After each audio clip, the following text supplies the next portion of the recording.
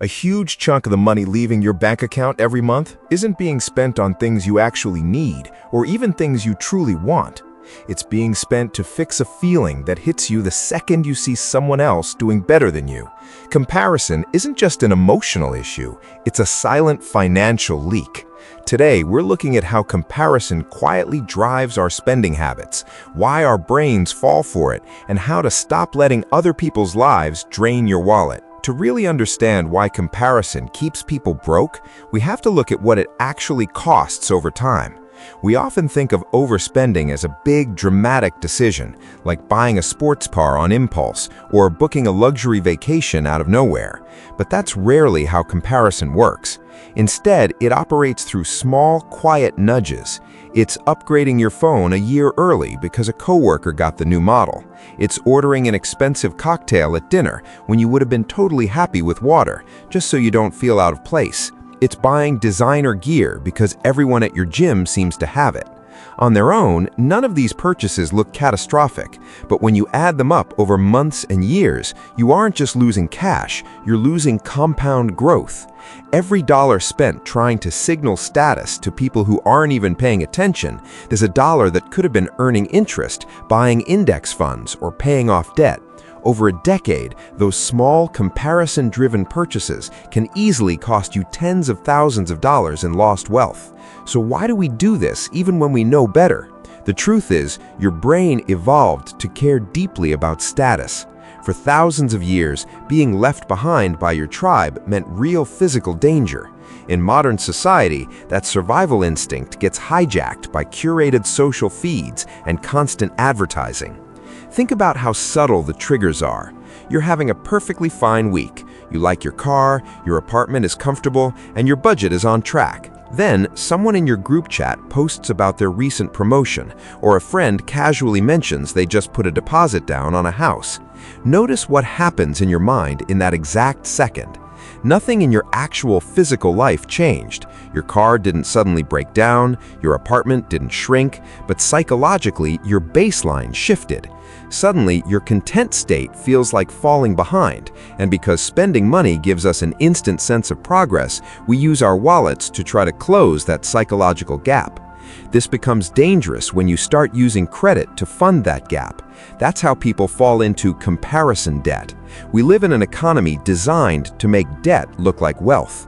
When you see someone driving a luxury car or wearing high-end clothes, your brain assumes they have money. But in reality, what you're often looking at isn't wealth, it's just debt capacity. They might be one missed paycheck away from disaster, carrying high-interest credit card balances, or stretched to the absolute limit on monthly payments. When you try to match someone else's lifestyle, you're trying to match an image, not their balance sheet. Taking on buy now, pay later plans, personal loans, or credit card balances just to keep up creates a double loss. You pay high interest on things you didn't really need, and you lock yourself into financial stress for months or years to come. Two psychological concepts explain why this whole cycle is a trap. First, the spotlight effect. Psychologists have repeatedly proven that we vastly overestimate how much other people notice us. You might worry that people will judge you for driving an older car, wearing the same outfit twice, or opting out of an expensive dinner. But the truth is, almost everyone is far too preoccupied with their own lives, their own insecurities, and their own finances to pay attention to yours. The liberating truth is that nobody is watching as closely as you think they are. Second, the hedonic treadmill. Even if you do spend the money and catch up to the standard you were chasing, your brain adapts almost instantly. The thrill of the new purchase fades in a few weeks, and suddenly you need the next upgrade just to feel normal again. The goalposts keep moving, meaning you can never actually win the game by playing by those rules.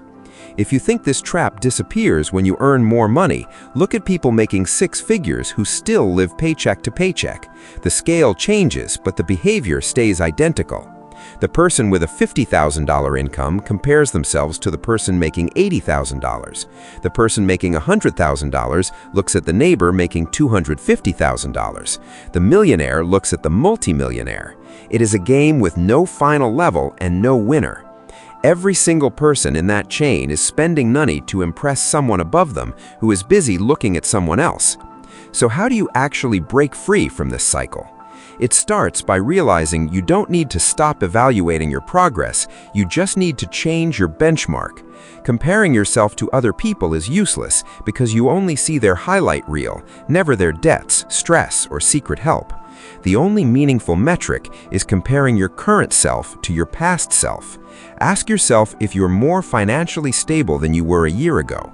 Is your debt lower? Is your emergency fund larger? Are you making calmer, more intentional decisions with your money? If the answer is yes, you are building real momentum.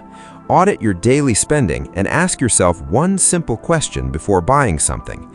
Am I buying this because it adds genuine value to my life, or am I buying it to soothe an insecurity? Breaking the comparison trap isn't about cutting back on everything you love. It's about taking total control of your money so it serves your actual goals, not someone else's expectations. When you stop paying to impress an audience that isn't even watching, you gain something far more valuable than status: actual financial peace. If this resonated with you, please subscribe and share this with someone who needs to hear it.